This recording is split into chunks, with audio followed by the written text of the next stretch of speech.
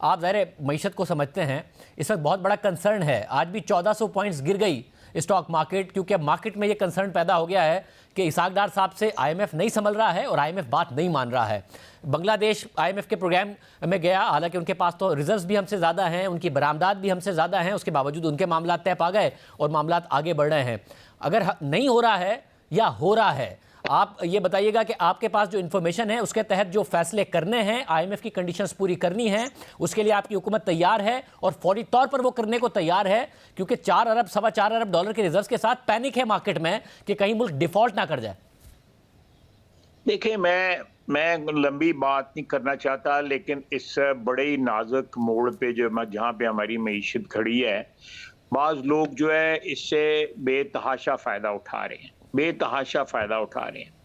मसलन ये मैं आपको ये जो खबर चाह रही थी कि हुकूमत ने इतनी गाड़ियां जो है वो इंपोर्ट की हैं। हुकूमत ने कोई गाड़ी इंपोर्ट नहीं की, ये प्राइवेट सेक्टर ने इंपोर्ट की हैं गाड़ी।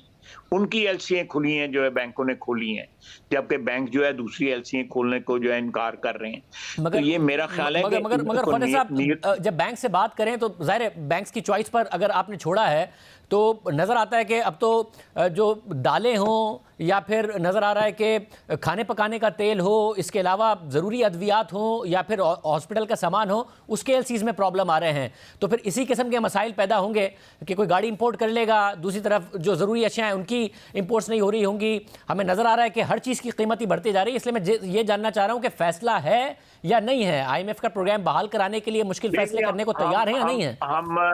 हम अगर आईएमएफ को बिल्कुल अबैंडन नहीं कर रहे, और जब हम अबैंडन नहीं करेंगे, उस प्रोग्राम में रहेंगे, तो डेफिनेटली आईएमएफ की शराइत जो है हमें मंजूर करनी पड़ेगी। लेकिन हम कोशिश करेंगे कि नेगोशिएट करके शराइत जो है उनमें नरमी पैदा करें ताकि आवाम पे बोझ ना पड़े।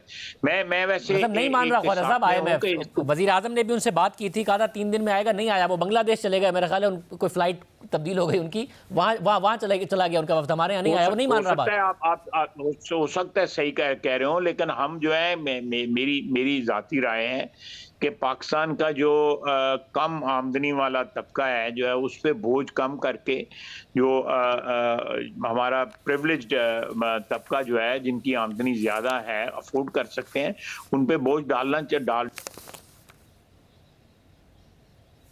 ये इसमें कोई शक शुबे की गुंजाइश ही नहीं है। इंशाल्लाह ताला निकल आएंगे हम इस सारे मसले। और ख्वाजा साहब, फैसला यही है कि आप मुद्दत पूरी करेंगे, चाहे 35 सीटों पर इलेक्शन हो रहा हो या 70 इस्तीफे और कबूल करने पड़ रहे हो, खैबर पख्तूनख्वा में इलेक्शन हो रहा हो, पंजाब में हो रहा हो, सब होते रहेंगे, आप मुद्दत पूरी करेंगे?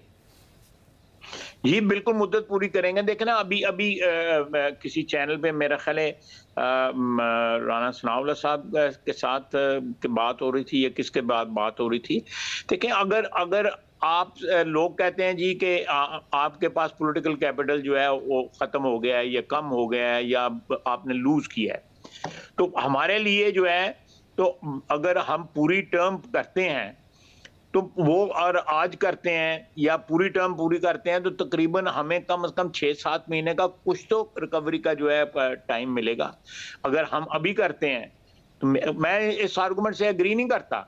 मैं समझता हूँ पॉलिटिकल कैपिटल जो है, अगर हमारा लूज हुआ होता तो ये कराची वाले रिजल्ट ना आते। कराची वाले रिजल्ट जो है, पीटीआई का लूज हुआ है कैपिटल जो है, और सारे पाकिस्तान में पीटीआई का लूज हुआ है कैपिटल जो है। पाकिस्तान की आवाम की जो दानिश है या समझ है या अक्ल है, उसको अंडर एस्टिमेट ना करें। बड़ा समझदार वोटर है। मैंने 7 इलेक्शन लड़े हैं, अल्लाह के फजल से कभी भी जो है आवाम की अकल को या दानिश को जो है अंडर एस्टिमेट नहीं करना चाहिए।